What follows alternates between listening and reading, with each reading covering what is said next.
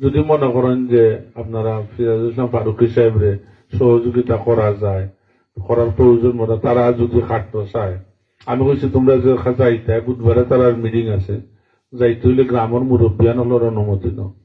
আর ফুলতলি সাহেবের সাথে যেহেতু আমরা মুরিদ হিসাবে বা আমি আমার পরিবারের কথা, আমার গ্রামবাসী অনেকেই বদরপুরের চাপ থেকে লাগাইয়া আমরা দীর্ঘদিন যাবৎ তাদের সাথে আসি এবং তারা আমাদেরকে স্নেহ করে, সেই হিসাবে যদি আমরা সকলে মিল্লা চেষ্টা করি, তার সুযোগ সুবিধাও আছে।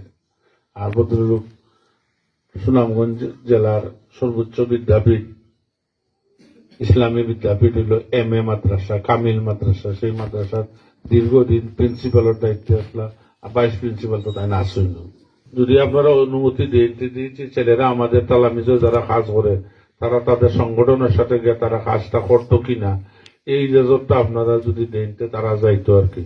ওই ওখান দাবি করে আমার কারেগাঁও মাদ্রাসার লাগে আমি যথেষ্ট পরিমাণ সাবের বেস্তনে আনছি।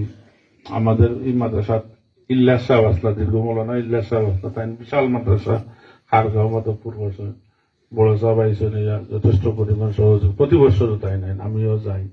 অনেক জিনিস আমরা মইনপুর মাদ্রাসা করছি, ছোট সাহেবকে কইছি কর বাদে তাই নাইছেন। আমরা কিছুদিন আগে আপনারা জানেন আমি এবং নিজাম চাচা মিলে একটা মসজিদ করছি বুড়েরগাঁও তহসিল অফিসের ফিসে, আসলে গুচ্ছগ্রাম আমরা একটা বিশাল মসজিদ 35 দিন আমরা করিয়া বলাচ্ছি মসজিদ। কেন আমরা মসজিদ করতে ছোট সাহেব না আমরা ভিত্তিপ্রস্তর স্থাপন করছি। আল্লাহর রকম তারার মাধ্যমে যতক্ষণ মানুষের কাছে দেখান চাইছি, যেটা আশা করছি না এর চেয়ে বেশি আল্লাহ দিলাইছেন। আল্লাহ শুক্রিয়া আদায় করি, আল্লাহ যে অতখান ইজ্জত দিন এবং অতখান করার তৌফিক দান করছেন।